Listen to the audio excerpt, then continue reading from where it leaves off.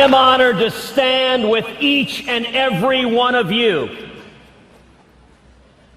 courageous conservatives, as we come together to reclaim the promise of America, to reclaim the mandate, the hope and opportunity for our children and our children's children. We stand together for liberty. I buckle up because we open the doors to the arena. Let's let the fur fly. Here we go. First up, former Florida Republican Congressman Mark Foley, one of my favorite foils, and fellow hockey maven, New York Times bestselling author and CNBC contributor Carol Roth, and a new victim, I should say guest commentator, GOP strategist and author of Branding America, Noelle Nikpour joins us. You'll find two of them here in the studio with me here today, and Carol is joining us from New York. First of all, let's make sure Carol is there. Hi, Carol. Hi, Ed. Okay. How are you? Just wanted to make sure you're there, that's all, because if I talk hockey, I know I'm going to be in trouble right off the bat. All right, let's go ahead and get to this now, because I'm going to throw it out here to the desk first of all, and this is just free form. Let's let it roll here. Ted Cruz comes out, makes this wonderful speech, gets it out there, no teleprompter. Everybody is happy, but there are people now saying that what he's doing is not going to be good for the GOP in the long run. You're ready and chomping at the bit. He is seen a lot of times as a fracture within the party. He is hard right. Now, with this said, he's a great speaker. He's a great speaker, and he does it without the teleprompter. I mean, this guy can sit down. That's all nice and wonderful, but I can do that too. But guess what? He is not the establishment candidate, which means he's not going to attract the establishment donor, which means, you remember the Obama phenomenon when he had small increments of donors and they gave on a monthly basis? Trick's going to be, will he, really rally the small donor? Okay, but what you're getting to, and let me get to you on this one, Congressman, what you're really saying here is he going to be able to raise enough money to basically be there in the end come the convention? What do you think? It's going to be difficult. Jeb Bush is vacuuming money. Scott Walker is very telegenic. Marco Rubio has been on a book tour. If you look at their advance operations, Ted's probably behind the curve. No question. He's exciting. He's a very good speaker. He's disciplined on fiscal policy. But is that enough in a primary when we want to win the White House in 2016? Well, see, that's something else. And I guess, Carol, I'm going to bring you in on this because when we talk about, and you've both said this, I hear this all the time, he's a great speaker.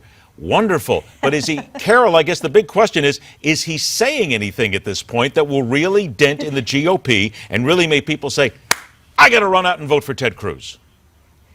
He's a great speaker in the way that the popular kid who's running for senior class president is a great speaker when they say, I'm going to have a hot tub in the lunchroom. And everyone goes, yes, that's phenomenal. He's promising these ridiculous things like abolishing the IRS, which nobody can take seriously. I don't care what kind of tax scheme that you have, unless you aren't going to have a government. And I think everyone would agree we at least need a military and some infrastructure. You need somebody to collect those payments. So to come out and start grandstanding on things like abolishing the IRS, I think really hurts his credibility. And from my standpoint, that does not make him a great speaker. All right, I think that's a really good point Carol makes here, because you can say all the platitudes you want. You can throw out all you want.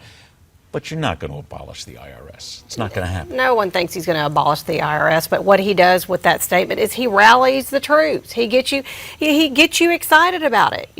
He's stressing the issues. He's a believer of the Constitution. He's a primer, really, is what he is. But it's a false premise. Noelle, why are you excited about something that's not true? As somebody who's a constituent, you don't want to be excited about somebody just saying things that aren't real. I think that's what we're sick of. I think we need to return to people who can actually do what they say and say what they mean. Okay, 30 seconds. Carol, everybody hates the IRS, and it's getting ready to be a tax deadline April 15th. So, I mean, what better thing to do than rally them on, the IRS, and people don't like the IRS.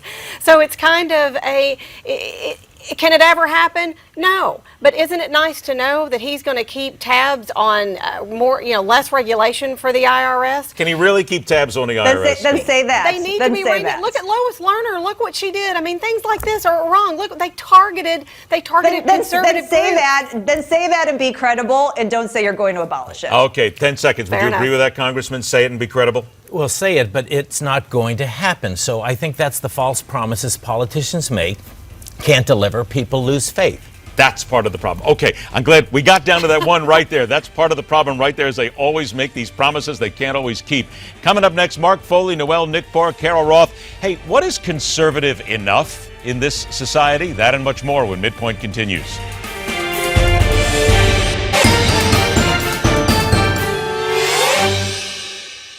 Welcome back to the arena. Former Florida Congressman, Republican Congressman Mark Foley. And now they're telling me I need to go over here. There you go. Thank you, Steve. Also, GOP strategist and author of Branding America, Noelle Nikpour joins us. And Carol Roth is in New York as well. We welcome everybody back. All right, let's go ahead and get to it here now. Conservatism. I saw this where it talks about conservatism. We need to be conservative enough. Even Ted Cruz is saying, let's be conservative. What is conservative enough? I throw it to you first, Congressman. I think it's practical. It's tending to the fiscal house of the country. I think it's dealing with what people care about, jobs, the economy. I don't buy conservatism has to be social policy. I think it's about how to be better stewards of our treasury, of our government, and doing less regulation. How then do people get away from the knowledge then, and the whether it's right or wrong?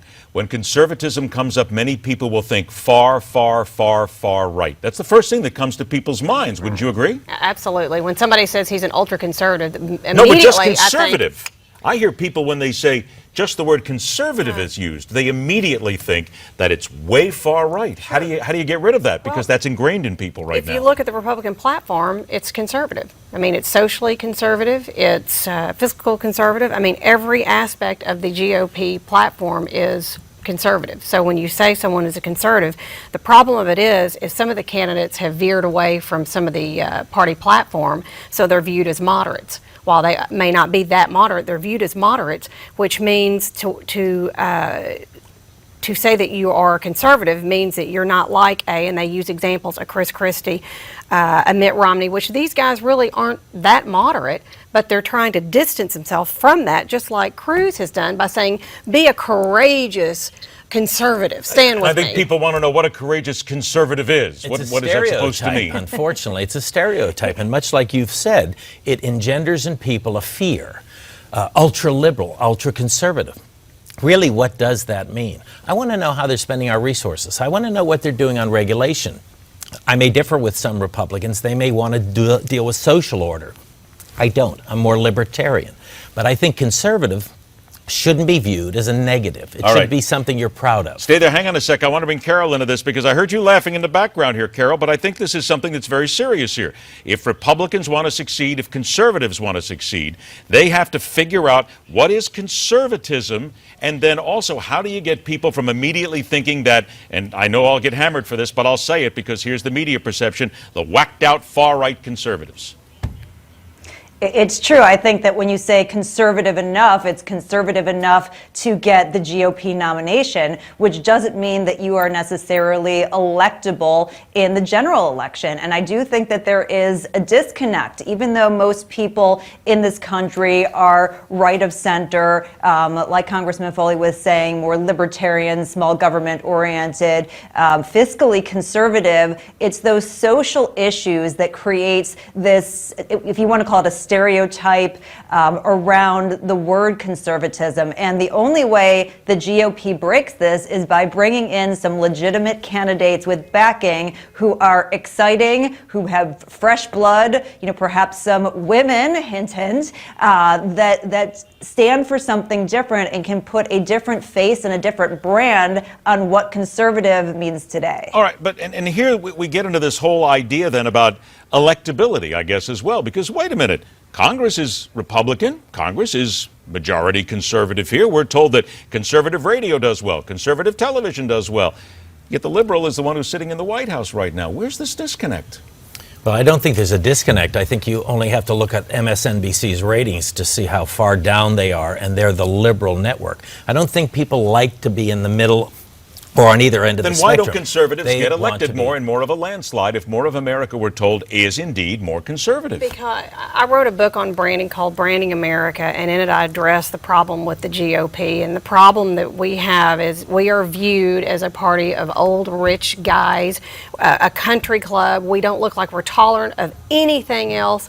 It is, we don't even want to look at same-sex marriage. And let me bring up something. When you the racial. If you are a black person and you're in the Republican Party, a lot of times you're identified, oh, this is a black Republican. You're identified as an Uncle Tom in many people's words. Yes, you are hammered. This is a gay Republican. They have labels within the party. When you're a Democrat, you just say, I'm a Democrat. They don't say, oh, here's a black Democrat. Here is a gay Democrat. They don't. They're all Democrats. And within the GOP, a lot of them are labeled like, oh, here's this, here's that. That's not good. Okay, so Carol, real quick, 25 seconds before we take a break, how do Republicans get rid of that stigma? I think the only way to do it is to walk the talk.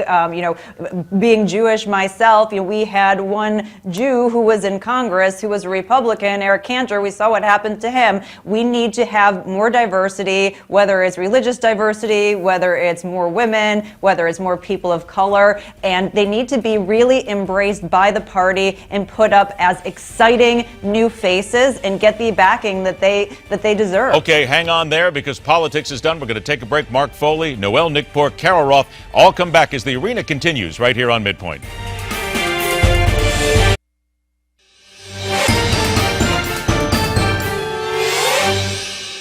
Welcome back to the arena. Former Florida Republican Congressman Mark Foley is right there. New York Times bestselling author and CNBC contributor Carol Roth is joining us from New York. And GOP strategist and author of Branding America, Noelle Nikpour, joins us right here on the set. Carol, I'm going to come to you first. We start out this segment here. Police in Charlottesville, Virginia find absolutely no evidence in the UVA sexual assault case.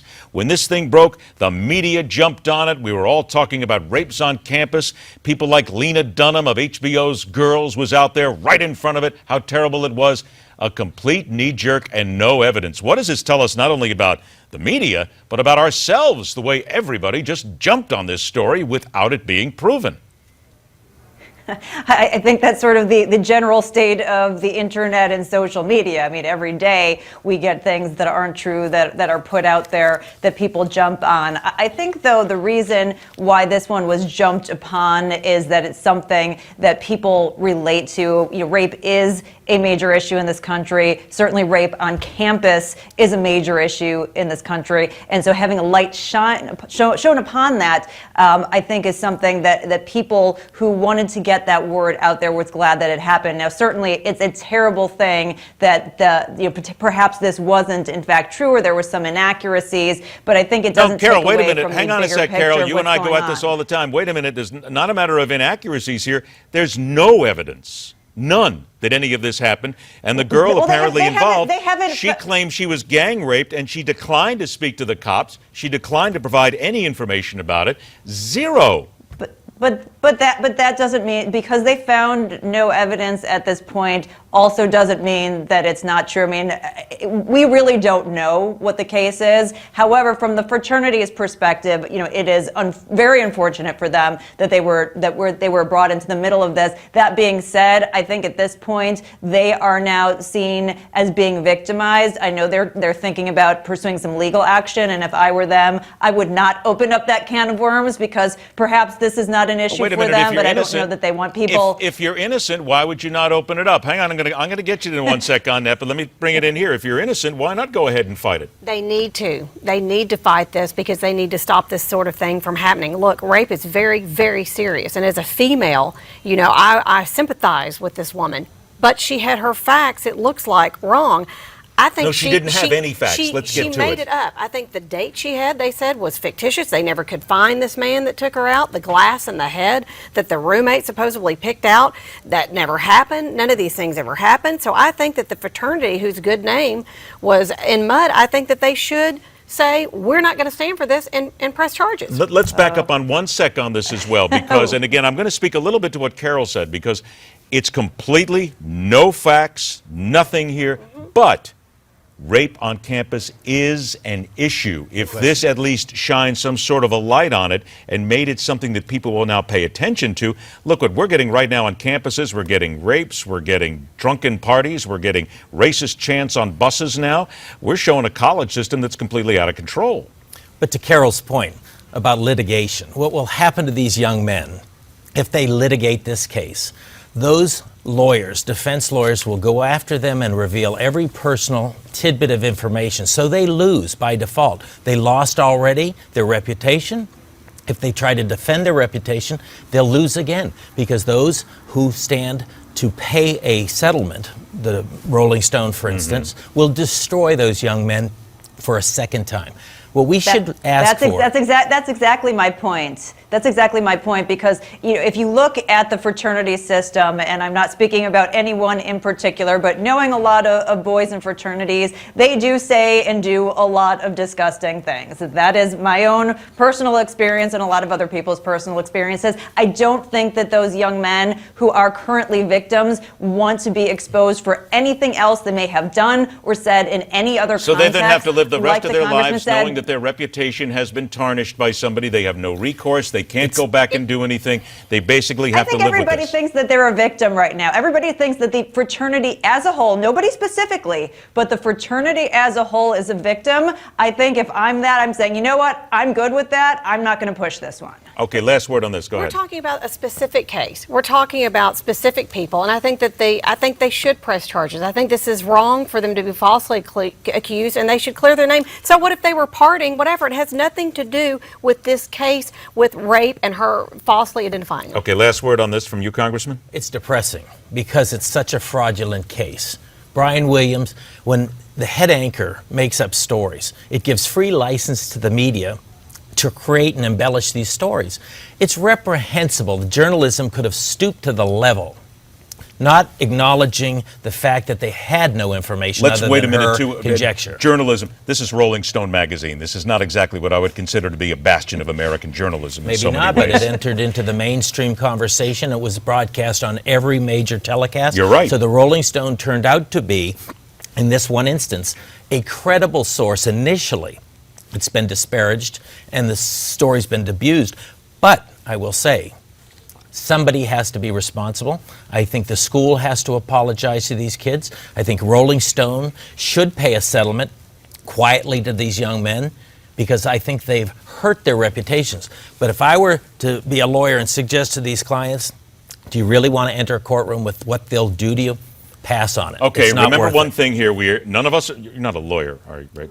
Okay, I was just checking because I just want to point out again, Carol's not a lawyer, right, Carol? I mean, I'm not. No, and I don't even play one on television Well, but either. see, that's just it. I just wanted to make a point here. None of us are lawyers. We all kind of play one on TV here right now. But this is a case that's not going to go away, and I think that Rolling Stone needs to do a whole lot more than just walk away on this and start to think twice about it. 60 seconds. Last thing, here we go. I'm going to start with you, Congressman. Pennsylvania high school, a Catholic high school, wants pre-approving all prom dresses. Yes or no? Should they do that? Absolutely not. Let the parents decide. Okay, but some parents don't make good decisions. That's the problem for the parents. They show up inappropriately, they can be rejected at the door. But I don't think you should start having a screening committee to see what you can wear to your high school prom. To you, Nicole? No, absolutely not. Let the girls, have a sense of fashion and have some fun. Have you seen what's out there these days for a sense of fashion? Yeah. I'm a little bit concerned about Carol. Okay, to you, 20 seconds. What do you think? I wore very inappropriate things in high school and enjoyed every minute of it. And I think if these schools are going to do that, these girls should be entrepreneurial and go somewhere else and create their own prom. Be entrepreneurial, wear what you want. See, we love Carol. That's why we love Carol. She goes right to the entrepreneurial side of things. Carol Roth, it is always a pleasure to have you on the show. We're going to do it again real soon. You certainly know that. Noelle Nikpour, thank you so much for becoming part of this right now. Congressman, it's good to see you again. We'll do it all again very soon. Thanks, Ed. All right, first half of the arena is done, but we have more to come here on this version of the arena. A man with a violent past proves it's possible to reform and make positive change in the world. The second act of the arena welcomes in a new team of victims.